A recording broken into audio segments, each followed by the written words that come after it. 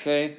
However, as we look at this formula that we looked at in our last lesson, what's different here than with what we were doing on Thursday? Okay, there's some notation here that's different. This is read as f prime of x. Okay? What's different in here? Is it plus x? It's now a. It's not c. Aha, yeah, it was subtraction because this is still the slope formula. But yeah, this we were looking at c. And we used that to find the what of the graph at c? The slope, okay? We used a particular value of c, and we were able to find the slope of that graph at any, at that value of c. The problem with that method, though, is if we wanted to then find the slope at a different value of x, we would have had to do the whole process again. And if there were 20 different values of x that we had to find, that could get really tedious. All right? What we're going to be looking at today is what this whole thing falls into, which is the derivative. Okay? We're introducing this concept of the derivative. The derivative is a function itself. Okay? And it's denoted here by f prime of x, or some others that we'll look at in a second here. But you'll notice here, instead of a c, we leave the x in the function. And what this gives us then is a new function, f prime of x, that we can plug any value of x into to get our result. I don't know if you remember the example we did where we got the derivative to equal 2 times the value that we were plugging in. It worked for 0, it worked for 1, and then they just said this is going to work every time. It's going to be 2 times whatever c is. Well, that's because the derivative of that function we were working with equaled 2x. So whatever you plugged in for x, you multiply it by 2, and that gave you the slope at that value of x. Okay? Now, we're going to look at how to use this in a second here, but I want to talk about notation. All right? Some notation. The derivative actually appears in a lot of different forms. Okay? Some of these are just because of differences in people. Others are because in certain contexts, they might make a little more sense. For example, if we have a function already written as f of x, then this f prime of x makes sense. And that's what this little symbol here is. We would read this as f prime of x. Okay? This second one here is probably the next most common one that we have, and that's this dy dx. You can just say it dy dx as you're reading it, but what that stands for is the derivative, we'll abbreviate it that, of y with respect to x. You might say, well, what does that mean, with respect to x? Well, this will make a lot more sense later on once we get to a thing called implicit differentiation. But basically the idea is you have this variable that you're going to differentiate with respect to, and all the rules that we're learning are for differentiating with respect to that variable. However, you can have certain things that aren't necessarily functions that you can also differentiate, all right? And they may have more than just that one variable. So for example, I might take the derivative of the area function for a rectangle. A equals L times W. I need to find the derivative of A with respect to W, but I've got that L in there. So how do I handle that? Well, that's one thing we're going to look at, but that's where this notation particularly comes in handy, okay? You also have some other notation. You have this y prime. Here you have the second one here, you have the derivative with respect to x, that's what just the d over dx stands for, of a function f of x, that's another way of writing it, and then also this capital D sub x with the y in the brackets there, that's a very much less commonly used one. These first four we'll probably use quite a bit. Okay, and we'll use them interchangeably, so you should be familiar with all of them. Okay? And this is just a reminder kind of where the dy dx comes from.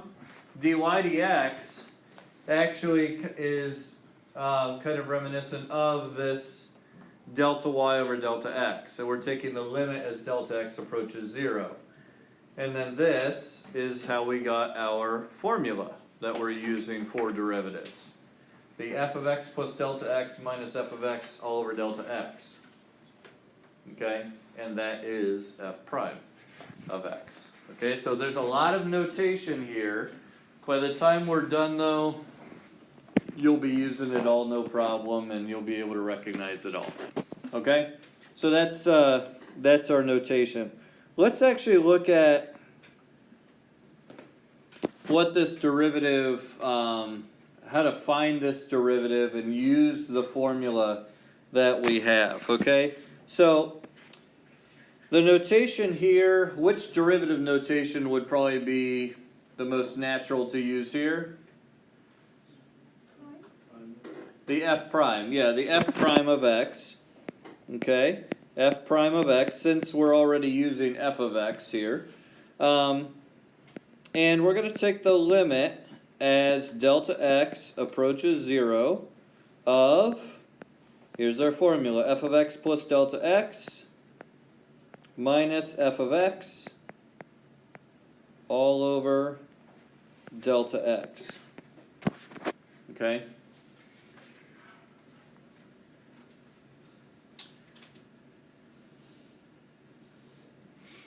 Now, this part, I prefer to take a step outside the problem here and find this next part separately and then come back to the formula. It saves me some writing, which is why I like it, okay? But also it does help you stay a little more organized, I think, okay? So our next step that we really need to take here is to actually figure out what is that f of x plus delta x?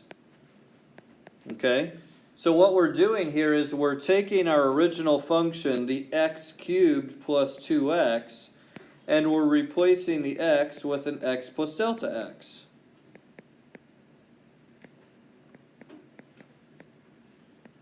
So we're simply doing a substitution here, or evaluating the function for x plus delta x.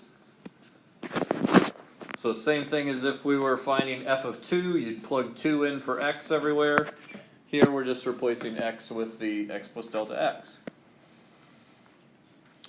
Now, those of you who remember your binomial expansion, that'll come in handy here. Alright? How do we do x plus delta x cubed?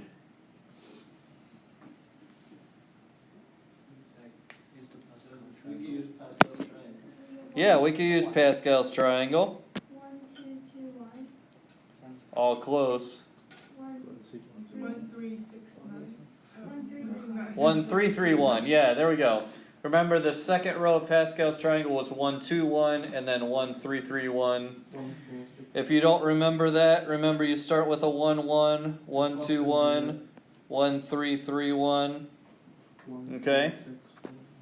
Yeah, 1, 4, 6, 4, 1, 1, 5, 10, 10, 5, 1. So Alright, so those are our coefficients. So we have a 1x cubed plus a 3x squared delta x plus a 3x delta x squared plus a 1 delta x cubed. And then don't forget the other half. We did the hard part. The next part's easy, so it's plus 2x plus 2 delta x.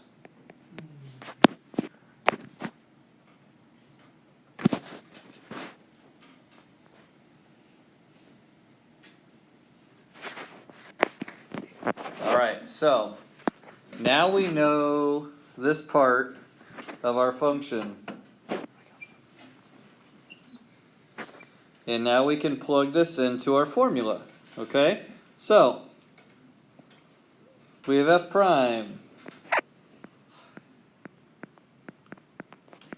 equals the limit as delta x approaches 0.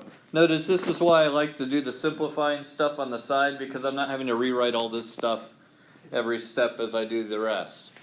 And by the way, on your free response questions, they do grade the work for accuracy. So if I just put an equal sign and then I start writing something that it's not equal to, we're gonna lose points, okay? So be careful about that. I saw that some on the test with the limits, you know, you had limit equals rather than the limit of something, or you had a limit and then you were starting to simplify it and you just kind of put the expression and then you jump back to doing a limit. And I know what you're thinking, but we got to make sure that we're careful with our notation. All right? So we put the limit as delta x approaches 0 of this big thing that we just found.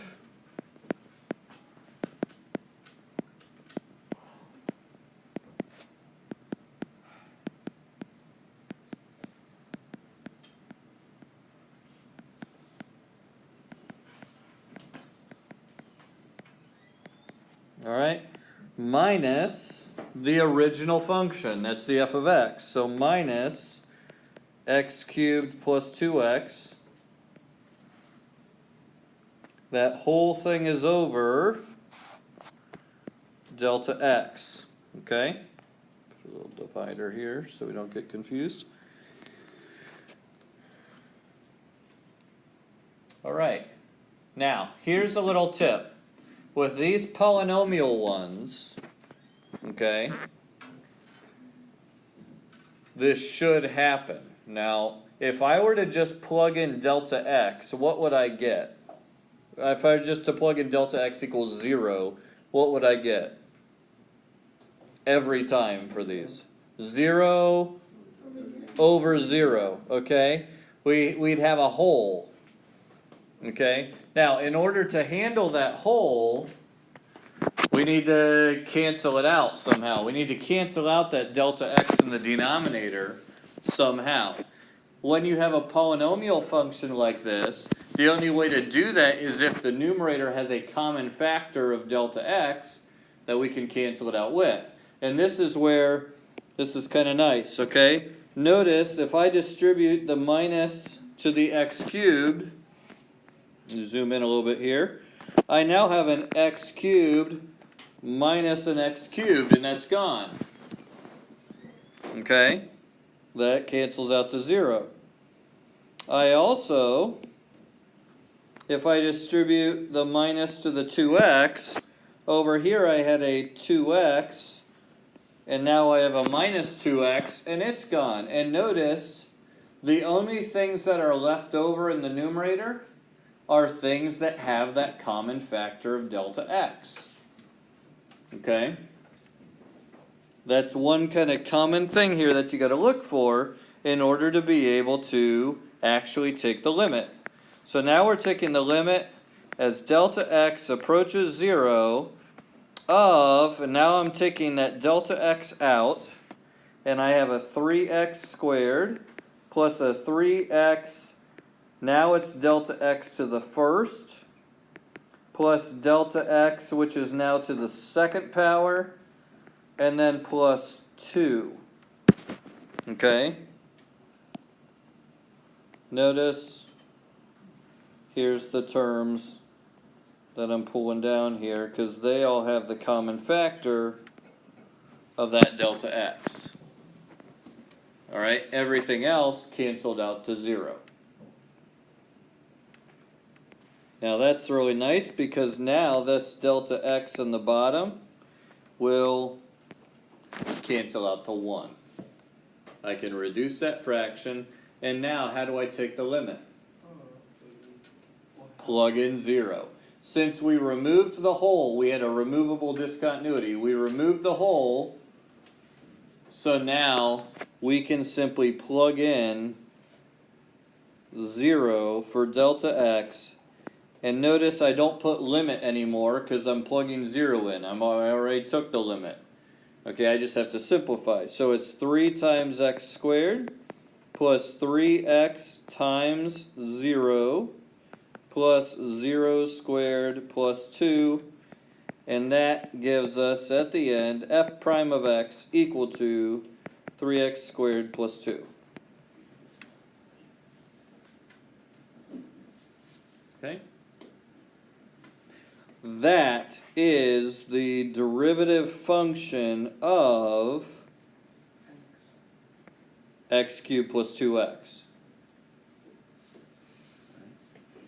And the reason why I call that the derivative function is because that will tell me the slope of the tangent line no matter what I plug in for x. If I wanted to find the slope at the point where x equals 4, all I have to do, the slope is going to equal f prime of 4.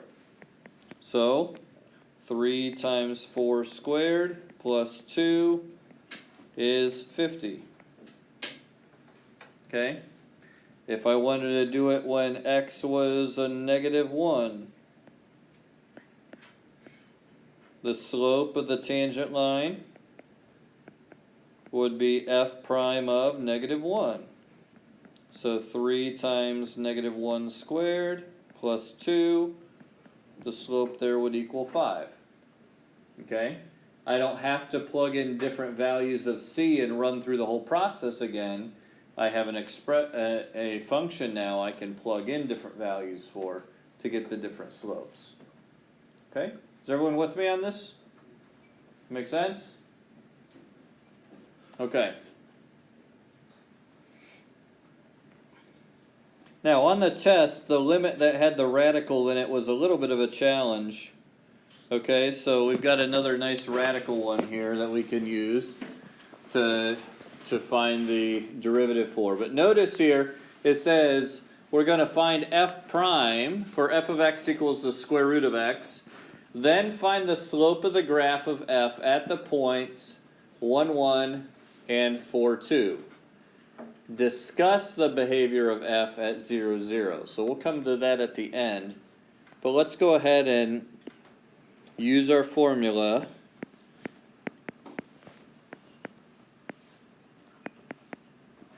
Limit as delta x approaches 0 of f of x plus delta x minus f of x all over delta x. Now, this one is a pretty simple function. What's f of x plus delta x?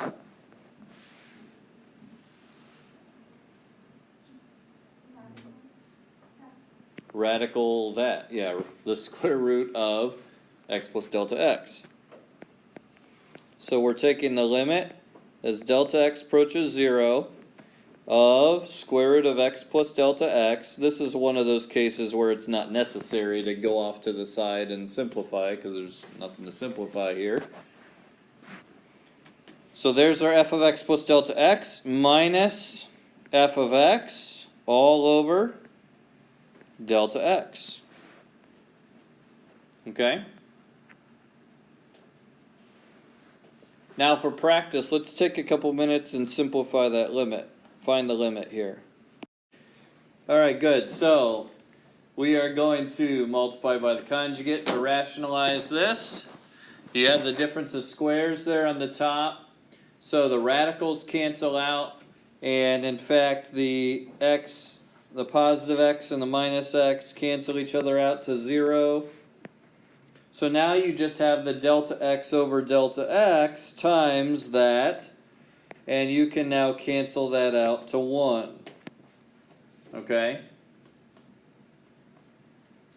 Once you do that, you've removed the whole, and now you are able to simply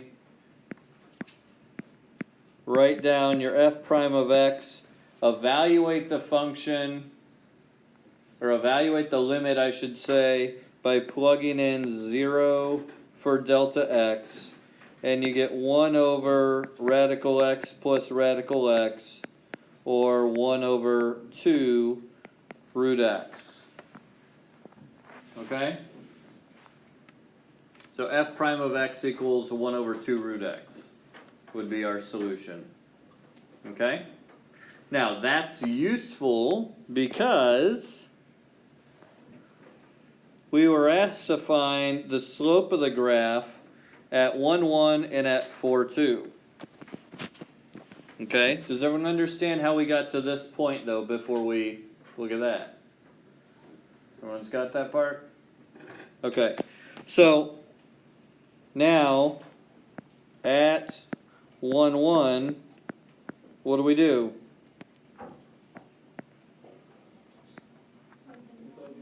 You plug in 1.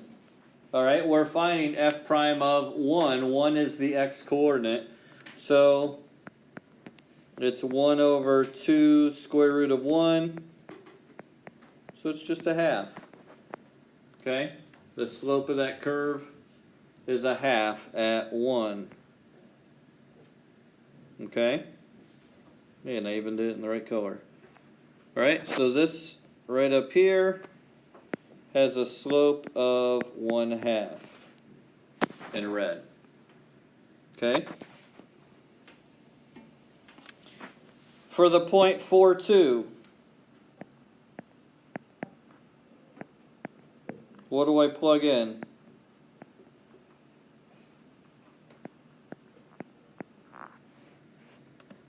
What do I plug in? 4. Okay? 4. So it's 1 over 2 times the square root of 4. We don't do the plus or minus here because we're not in an equation, so it's just 1 over 4. Okay?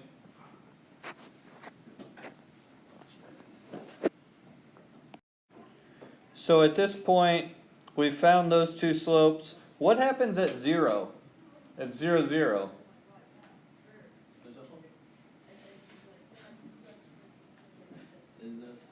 We actually get 1 over 0, okay?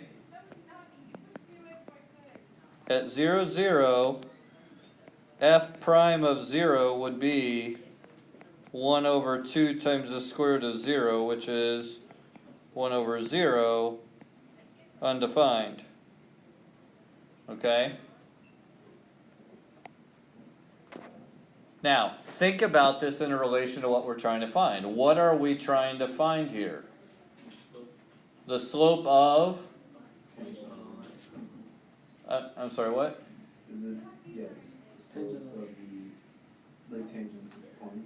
Okay, the slope of the tangent line to the curve at that point. Well, here we have the square root function.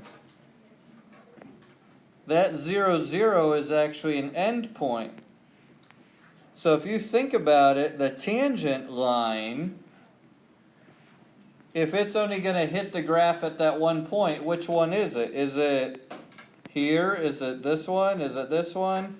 There's actually an infinite number of lines I could draw through that point that are tangent, so to speak, and it's really not tangent, it's just, it fits the definition in that it only hits it at that point. But that's why we would say that it is not differentiable at 0, because that's an end point. Okay?